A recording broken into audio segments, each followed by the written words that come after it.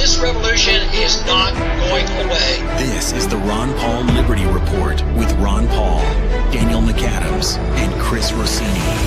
We are all ambassadors of the Ron Paul doctrine, and it's so simple. Just tell the truth. An idea whose time has come cannot be stopped by any army or any government.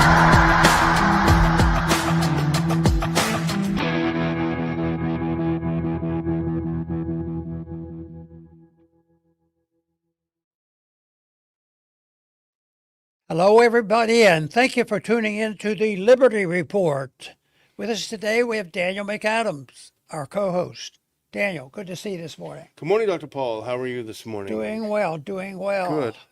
We got to deal with your, well, I don't know, I better not even kid. I was going to say your favorite senator that you like to expose. Yeah.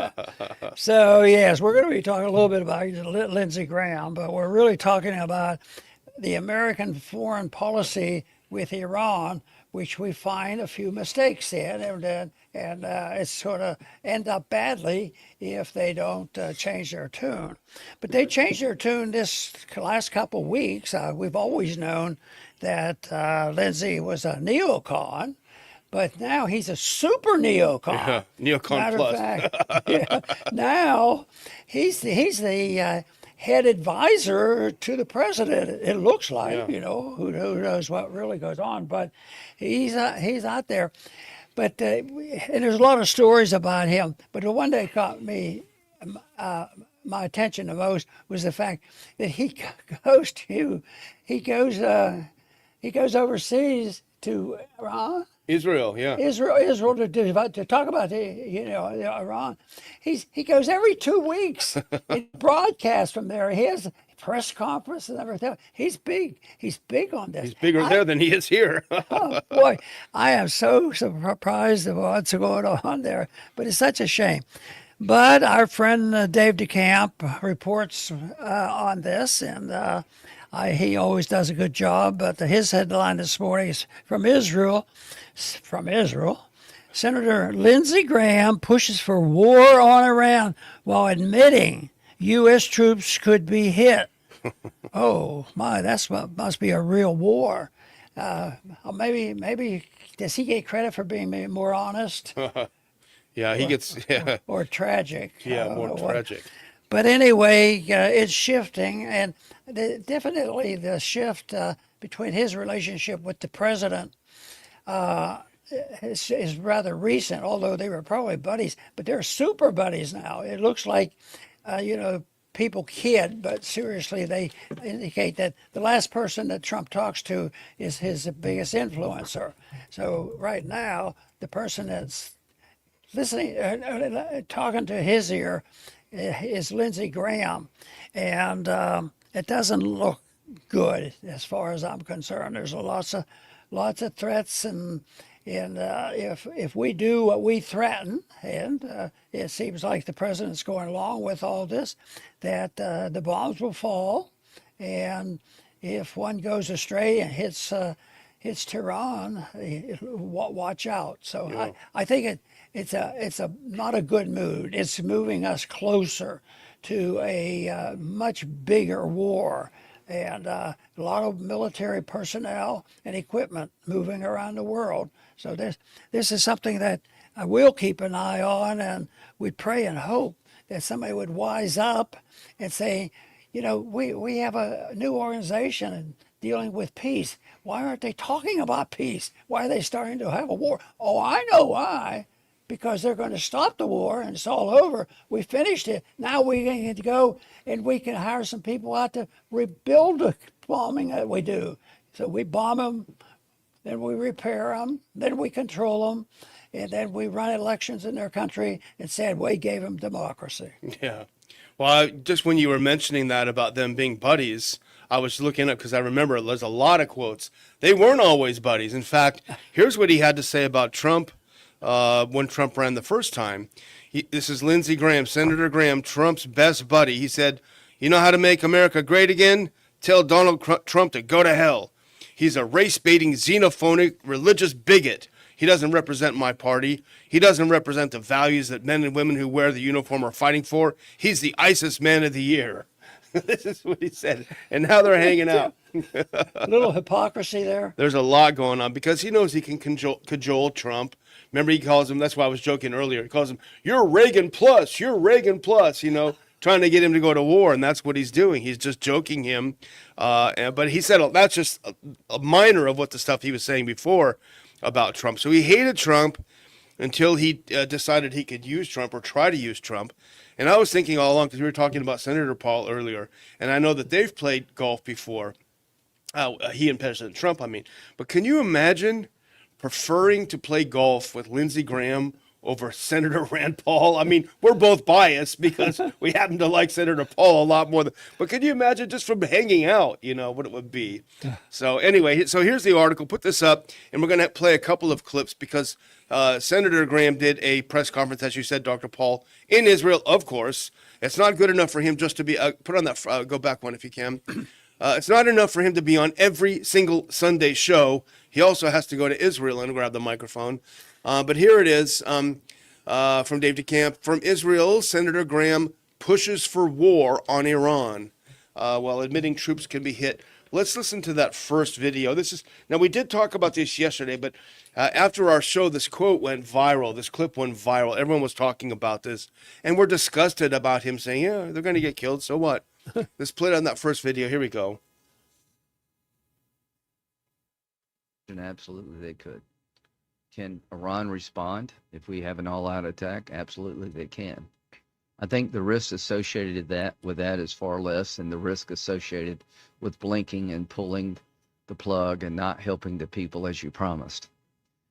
Okay, that's enough for that one. Imagine going over to a foreign country and saying that American soldiers are going to get killed in this, but we think the risk is worth it. It's better than backing down. War for him is always better than diplomacy, always. Pretty sick. I keep wondering how the people, because there's a lot of good people in South Carolina. Have made a lot of friends, and they were good conservative constitutionalists and libertarians. I wonder whether there's ever anybody in South Carolina that gets, maybe that's why he's overseas. Yeah, maybe. So much. But don't forget, they booed you when you endorsed the Golden Rule. So there must be a couple. That's right. A couple of people over there. I don't know what's going Those on. are plants. Yeah, I'm sure the good ones are definitely still there. Hopefully they'll put him out of work in this coming election. But if you go to the next clip, South Carolina senator said the U.S. decision on potential military action against Iran is weeks away, not months. Of course, he's pushing and pushing and pushing for it. DeCamp adds, all signs indicate that if the U.S. bombs Iran, Tehran will not hold back in its response or provide the U.S. with a warning ahead of time, as it did before launching retaliatory missile strikes. Many U.S. bases and warships are in range of their missiles. So there will be casualties. There will be Americans dying. There may well be ships either at the bottom of the sea, Dr. Paul, or rendered out of commission. And a few people that know a little bit about this on X have pointed out that you don't have to sink a carrier. If you just put a hole in the top, or if you do something to the runway, these aircraft, these fighter jets, are very sensitive. They can't just take off anywhere. So it's very easy to put them out of commission as well. So these things are going to happen, but Graham doesn't care because he can smell that war coming and he loves it. Yeah. And of course, he has military experience. That's a jag. Yeah. So he can run the world and decide when we go to war and decide who's going to be killed. Of course, back when during Vietnam, we had a suggestion that the people who, vote to keep the troops there and thousands being killed, that the proposal was made that the members of Congress who vote for this war ought to go and be in the front lines. Yeah. There'd be a lot less of them. Yeah. But that doesn't happen. There's always somebody else that they can send over there, and they'll just grab up the pieces.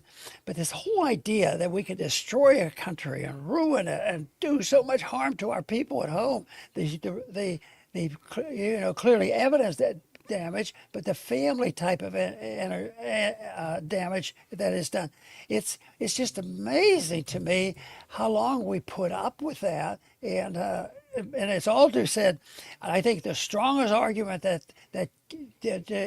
hurts us is they are patriotic and we're not patriotic. And you mentioned the debates. I wasn't considered very patriotic. Well, that was a tactical loss and a strategic victory, but that's a good point you make about patriotic. It really is a good point, because the next video clip I wanted to show was Senator Graham in Israel saying exactly what you said. Now, I'll leave this for the voters of South Carolina to decide, but if anyone thinks this is patriotic, I just wonder about that. Play that second video clip. Here's Senator Graham. You ready? Thumbs up back there? Thumbs up from everybody. Okay. Well, I'm Senator Lindsey Graham from South Carolina. I'm back. I come here every 2 weeks where I need to or not. Okay, we can pause that So one. why did I? I'm back. I come here every 2 weeks whether I need to or not. So what is a senator from South Carolina? Why is he going to Israel every 2 weeks? And who's paying for it? Boy, don't put that in the form of a question, Yeah. because it's all idiocy. Yeah. When you realize how damaging it is, how anti-patriotic it is, how anti-constitutional it is, how anti-immoral it is to do all this, and that they do it. And then the one thing is, people don't like hypocrisy. But what you pointed out at the beginning, I mean, if that he changed his tune. He's more educated now, and now he loves the president. So yeah. Well, I've got one more Lindsey Graham, and this is now. If anyone else were to say that, they may be considered to have said something untoward. But listen to what he's saying in this third video clip. A lot of people picked up on this yesterday. That third clip. We don't need to play the whole thing, but I'll stop you when I just want to get that first part of it down. The wars of the future are being planned here in Israel, because if you're not one Stop step that. ahead of the enemy, What a quote. The wars of the future are being planned here in Israel, is what he said in Israel. I mean, another truth. that's, yeah, exactly. The truth. How are we going to handle it? Yeah. The wars of the future are being planned here. Well, let him do it.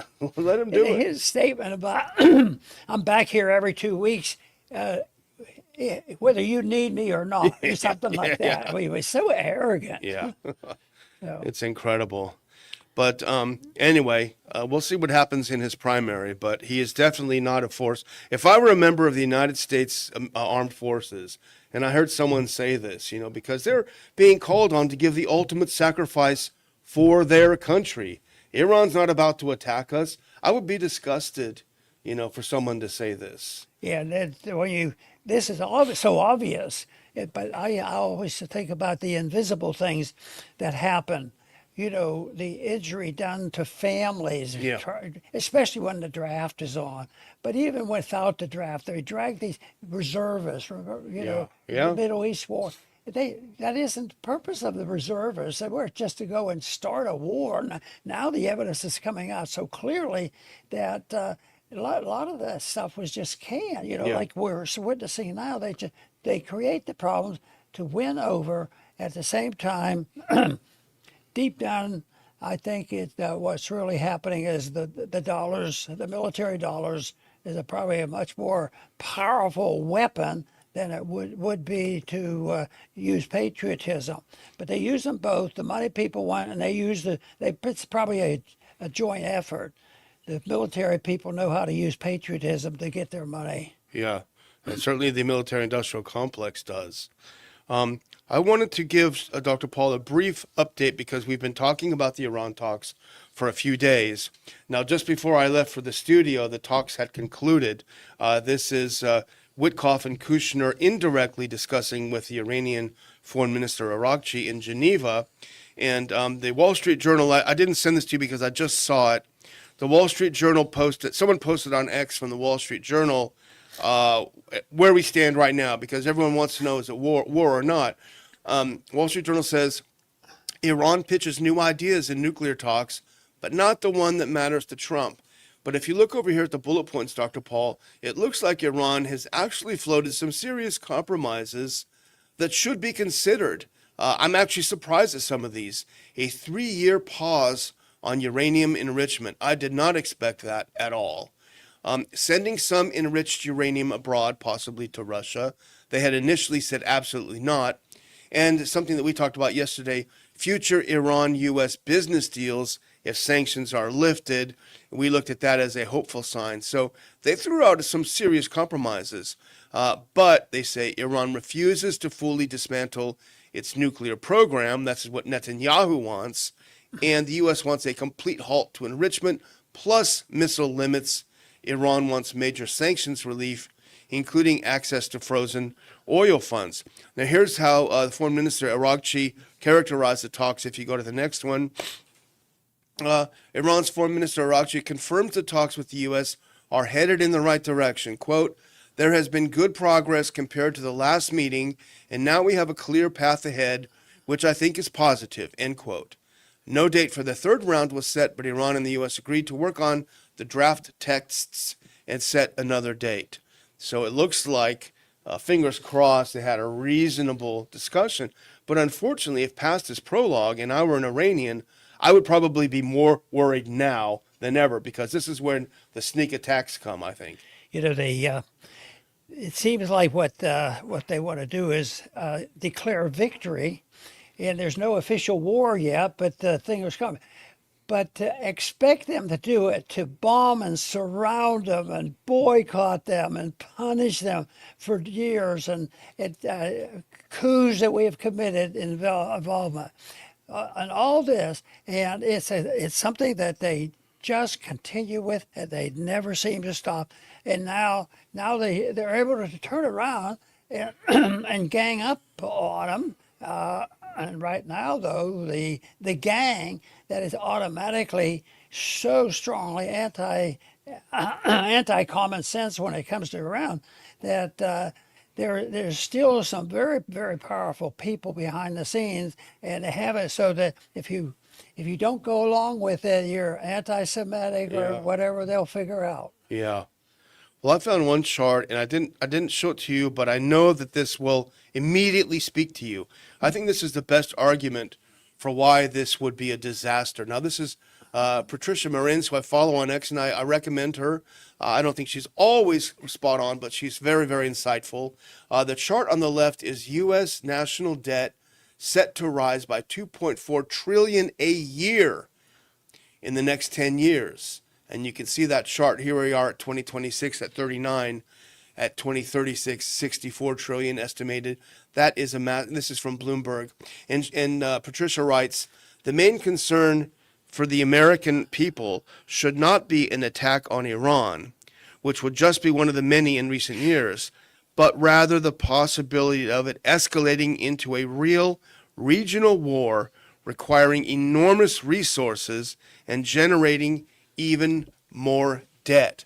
So she's basically saying, I'll simplify it, our credit card is beyond maxed out, but we're over at the Maserati dealership looking at brand new Maseratis. Right. You know, you can't afford it. You can't do this. So, you know, when she or anybody quotes numbers can get pretty dry.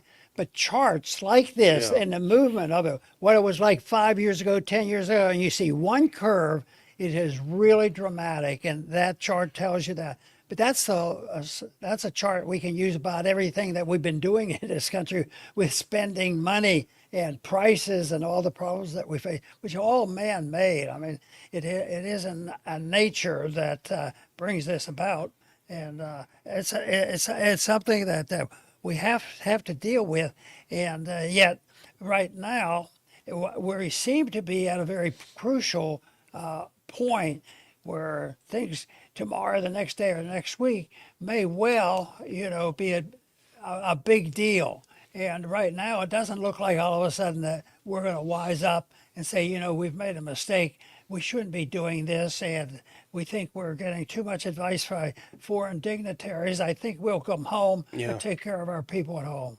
I mean, who could look at that chart and not have a panic attack, I mean, it is so terrifying, the chart like that. I worry for our kids, grandkids, and so on.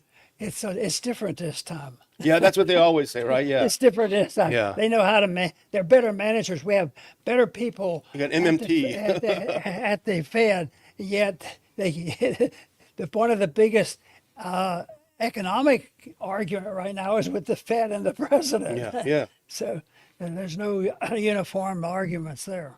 Well, one of the other things we wanted to touch on, the other thing we wanted to touch on today is an article in Politico about Thomas Massie, because it's pretty interesting.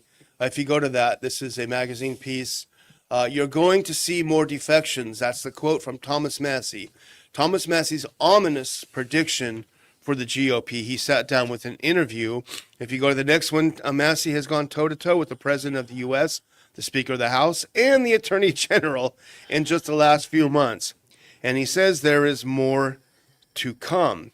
If you skip one, he joined several other Republicans to buck President Donald Trump and Speaker Johnson on legislation that would block some Trump tariffs. And he had the ominous prediction for the GOP leadership in the coming months.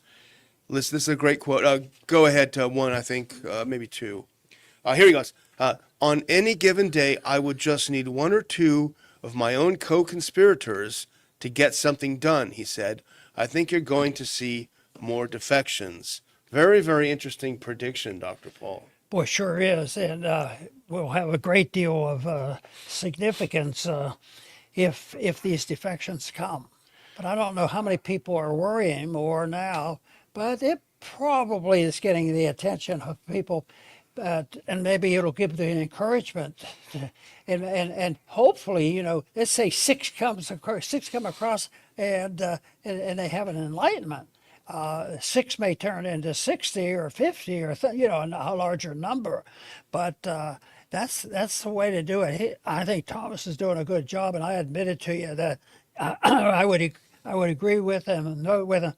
But he's gutsy. Yeah, he's got a lot of energy. He's taking the slings and arrows. I don't think there's anyone else anywhere. Well, it's a subject that's so rotten. It makes it hard to do. But avoiding it and ignoring it and not dealing with it, that's pretty ugly too. That makes it worse, if you tolerate it. Well, I think this is one of the benefits of having such a razor-thin majority, because you only need a few defections either way. And some Republicans are going to vote on principle, shocking as that may sound, and that will happen. So it almost has the effect of having like a multi-party, parliamentary democracy where you'll have a spoiler party or a party that can, as a minor party, but can move things. This is essentially, I think, de facto that. But if you skip one ahead, here's one of the answers from the interview. Trump often wields power. Go to the next, and we're not going to talk about Bondi. I took too many out. I just wasn't sure. So here's a question from Politico to Congressman Massie. Trump often wields power on Capitol Hill through intimidation and fear. That obviously has not broken through on the Epstein matter as much. Several of you defied him on tariffs as well. How is that toolkit wearing thin for him, that he's not able to badger enough Republicans into falling in line? And Thomas Massie says, the margin is razor thin. So on any given day, I would just need one or two of my own co-conspirators to get something done. And what's happening is that the retirement caucus is growing and primary days are coming up and passing. Once we get past March, April, and May, which contain a larger portion of their Republican primaries, I think you're going to see more defections because quietly and privately, people are telling me they agree with me. And so there are people who plan on running again who will be past their primaries or certainly past that date. So people are basically, they like what he's doing. They don't think the tariffs are working. They recognize that there are attacks on the American people. They want transparency on Epstein and many other things and spending. So it's interesting what he's saying. And by defections, it just means they're coming over toward the side of liberty rather than the side of being dedicated to the person and the president. I was glad the issue of tariffs made its way into it because it's something different than the Epstein thing. Yeah, so yeah. That is so sickening that the tariffs are pretty darn important. And this whole foreign policy, what we do in this threat of war is so important because they plan to spend money, a lot of money we don't have. And if people die, that's just tough. That's the way wars are. And that attitude is bound to lead to major problems because if we could just see, step in the right direction, if we could just get people saying, yes, we don't want to be hypocrites. We don't want to say one thing and do something else. And I think that's one of the worst parts of Washington. They're easily intimidated, and they're convinced, it's the connection of the member and their constituency.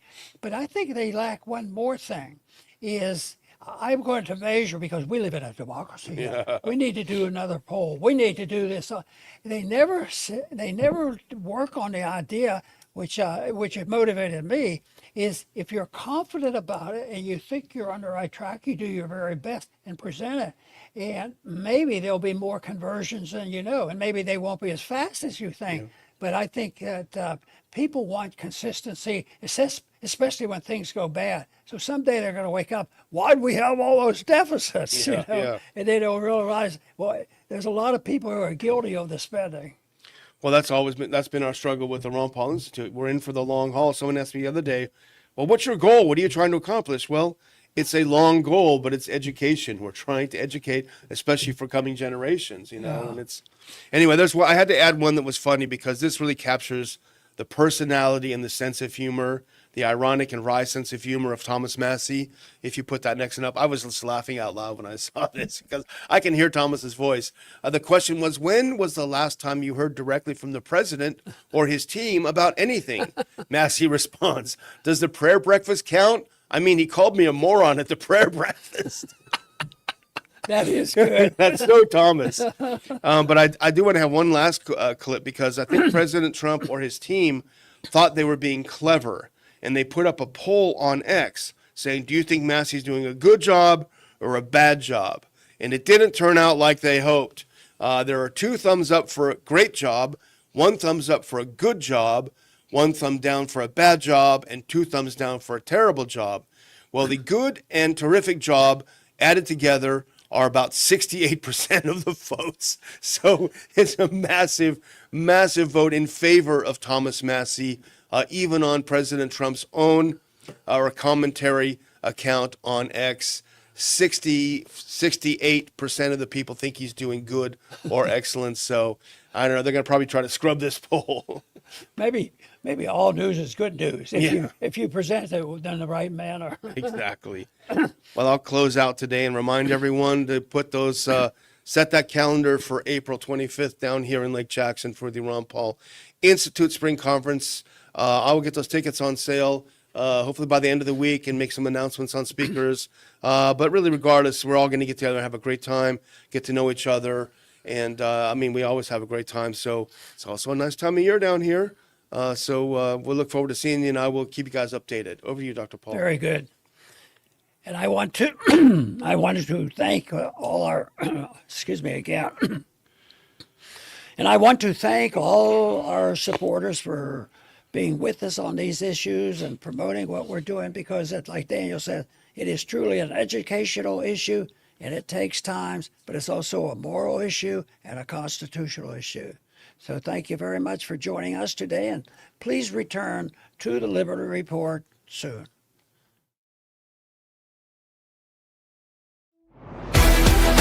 Thanks for watching the Ron Paul Liberty Report.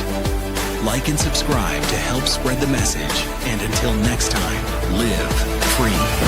This country is